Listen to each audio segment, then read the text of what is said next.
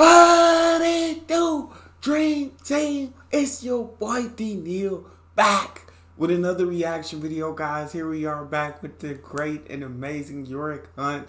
Absolutely love his videos. He's talking about Eshays. Before we dive in, make sure you subscribe to the channel, ring notification bell, get the video a thumbs up so it gets suggested. Oh yeah, Yorick.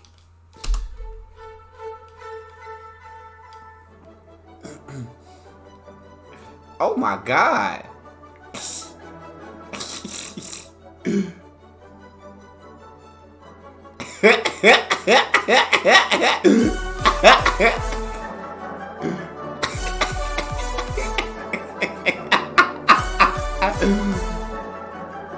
Oh wow.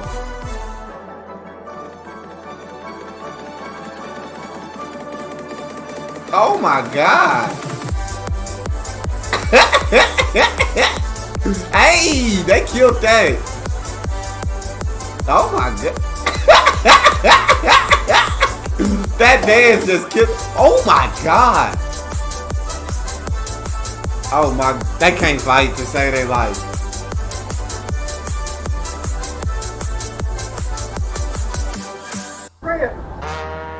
I'm so hyped to get into this.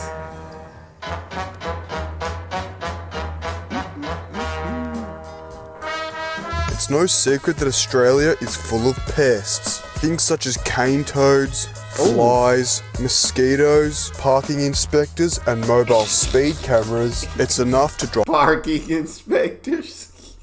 Mobile speed camera. Oh, mobile speed. What you mean mobile speed cameras? mosquitoes, parking inspectors, and mobile speed cameras. It's enough to drive anyone crazy. But out of all these pests that I just mentioned, there's one that not even they can stand. And that, of course, is the eshay. Eshays have been around for many years now, but only recently has eshay-related content been getting millions of views. So as a man who was born and raised in Melbourne and spent thousands of hours on the public transport system, I thought that now would be the time to share my wisdom and knowledge with the world. So in today's video, I'll be telling you what an eshay is, where to find them, how to avoid them, and I'll even give you a little history lesson about how the eshay has evolved over the last 30 to 40 years. But before we get into any of that, you may want to know my credentials. You see, apart from spending thousands of hours on the Melbourne public transport system, I've also watched the Jizzo documentary over 100 times, followed Eshaygram on Instagram for over 5 years,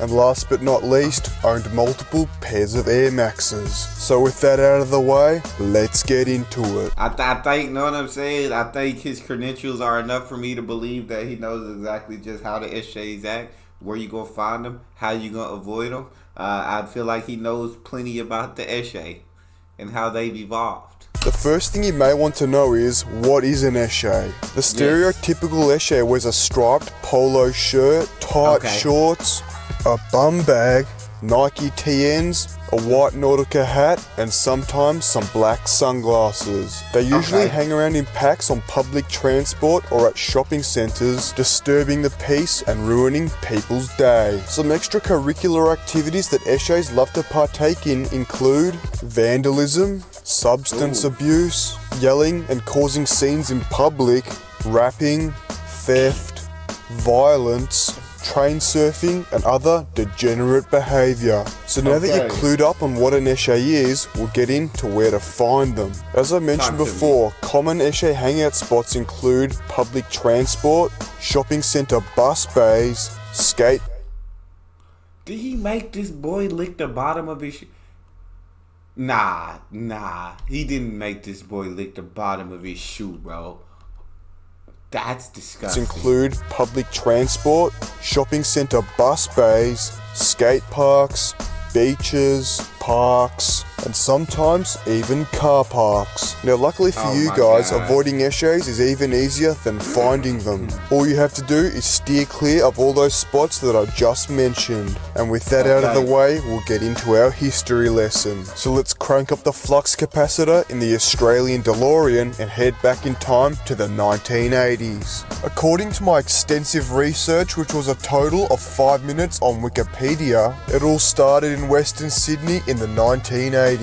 Now back in those days, eshays weren't actually called eshays. What they were actually called was lads. The word eshay, translated from Pig Latin, means he's lad, but the name eshay wouldn't catch on for another few years. There was two major things that happened in the 1980s that would help shape the future of the eshay subculture. Those being the rise of the graffiti scene and the release of the Air Max 1s, both of which, 40 years later, are still some of the most important parts of the eshay lifestyle. The date is March 26, 1987, and Nike had just released this shoe, the Air Max 1. With its unique design and even more unique air bubble technology that made running from the cops easier than ever, little did Nike know that they'd just released the best shoe for urbexing, train surfing, shoplifting from Coles, and dancing like an idiot. Now while it is I swear to God that they dancing like an idiot, bro. I saw that dance in the beginning. I couldn't stop laughing, bro, because I ain't never seen nobody dance like that. I've never seen dancing like that. It was weird to me. Definitely weird, definitely different. I've owned a couple Air Maxes throughout my life. Air Maxes are some dope shoes. Absolutely dope shoes. True, the eshays started devolving from humans in the 1980s. The 1990s is where things got more interesting. From 1990 till 1999, Nike released a lot more shoes that will be even better for doing the things I just mentioned. Some of the most notable ones include the Air Max 90, the Air Max BW, Air Max 95, Air Max 97, and most importantly, the Air Max Plus, or as they're more commonly known, the Nike TN. Now if there's one thing that's associated with eshays more than the devil's lettuce, it's gotta be the Nike TN. Over the last 20 years, the Nike TN has become part of the eshay uniform. With its sperm-inspired design and 7 air bubbles, there was nothing quite like it. But the Nike TN wasn't just a fashion statement, it also gave eshays a bunch of new pastimes. Those included stealing TNs from Foot Locker, stealing TNs from each other, setting TNs on fire, turning them into thongs, high heels, or water pourers. There was nothing that the TN couldn't do. They got sleeping on TNs. I swear to God, they really transformed the TNs. They evolutionized the TNs.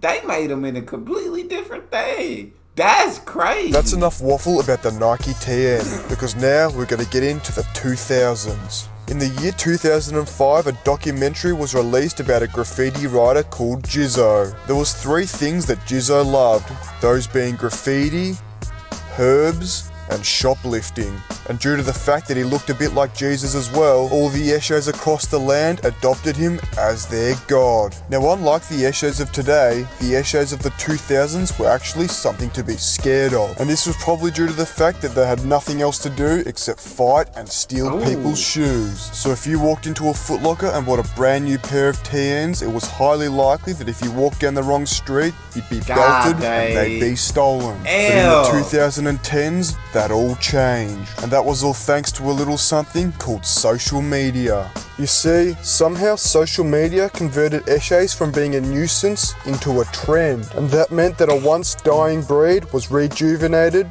and young people all across Australia decided that this is something that they want to be a part of. But you see, bro, who let this man have his hair like that, bro? All across Australia decided that. Come on, bro. Who let him walk outside like this, bro? Bro, just cut it all off, bro. Please, I'm begging you, a viewer, I'm begging whoever this man is, cut the rest of it off. Start from scratch.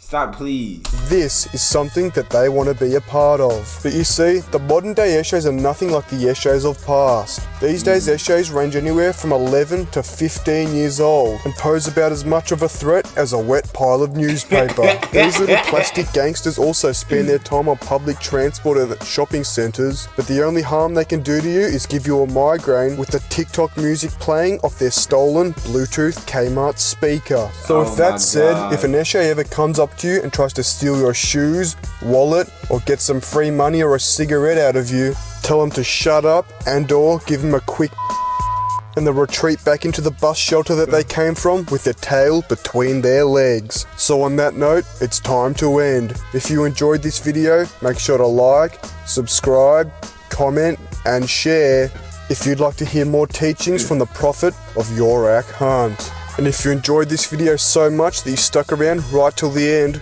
comment What the dog doing? to let me know. And as always, a shout out to everyone who made a donation to the charity of my bank account. I've already spent it all on a Bluetooth Kmart speaker because I don't need to steal something that's only worth 15 bucks. Comment, what the dog doing? Bro, all his videos are always funny, bro. I rock with Yorak Hunt so heavily. But that's all we got. You guys got a favorite video suggestion? You can subscribe to Patreon or drop it in the comment section. It's your boy Neal. Out.